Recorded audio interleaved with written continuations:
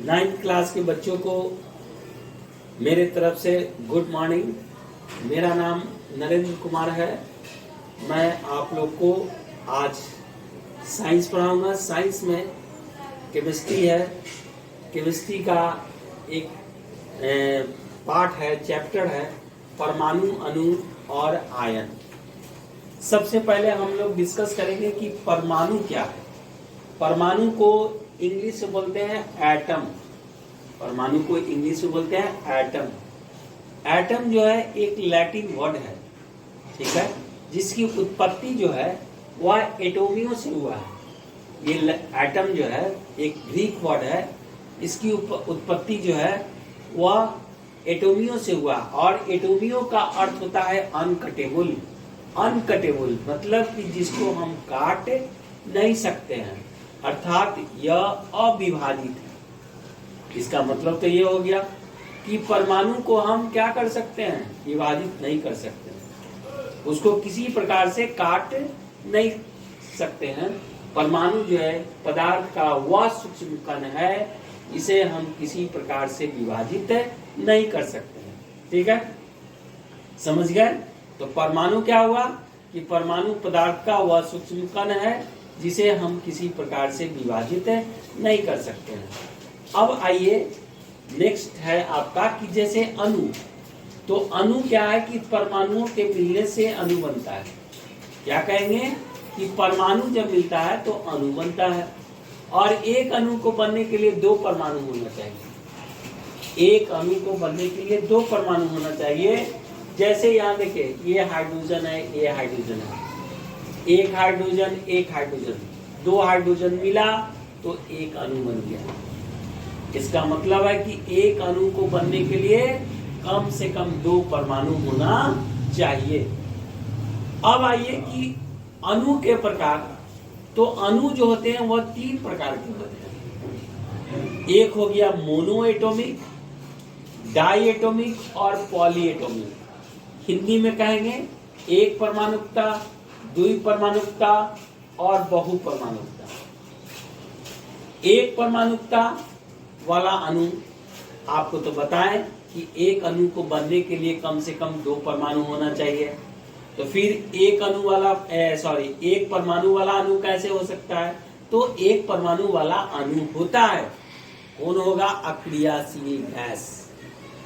Helium, neon, argon, krypton, xenon और radon, ये सभी अक्रियाशील गैस है। अक्रियाशील गैस का मतलब कि वह रासायनिक प्रतिक्रिया में भाग नहीं लेता है और अणु भी रासायनिक प्रतिक्रिया में भाग नहीं लेता है। लेता कौन है? तो परमाणु लेता है। तो इस तरह से हम लोग कह सकते हैं कि अक्रियाशील गैस, जिसको आदर्श गैस कहेंगे, नोबेल गैस कहेंगे, है ना, उसको हम लोग कहते हैं एक परमाणु वाला अणु। उदाहरण में हो गया हीलियम हो गया, न्यून हो गया, आर्गन हो गया, क्रिप्टन हो गया, जिनोन हो गया और रेडॉन हो गया। ये जो 6 है ये सभी अक्रियाशील गैस है, इनर्ट गैस है। ये केमिकल रिएक्शन में भाग नहीं लेता है। ठीक है, अब आइए द्वि परमाणुकता। तो द्वि माने क्या होता है? दो, माने जिस अणु में दो परमाणु हो, जिस अणु में दो परमाणु हो उसको हम लोग कहते हैं डाई एटॉमिक। जैसे देखिए यहाँ पर O2, इसमें दो परमाणु है, ऑक्सीजन के दो परमाणु है, इसलिए ऑक्सीजन डाई एटॉमिक है। उसी तरह से N2 में भी क्या है? दो परमाणु है, इसलिए नाइट्रोजन डाई एटॉमिक है। और Cl2, इसमें भी दो परमाणु है, इसलिए ये भी डाई एटॉमिक है।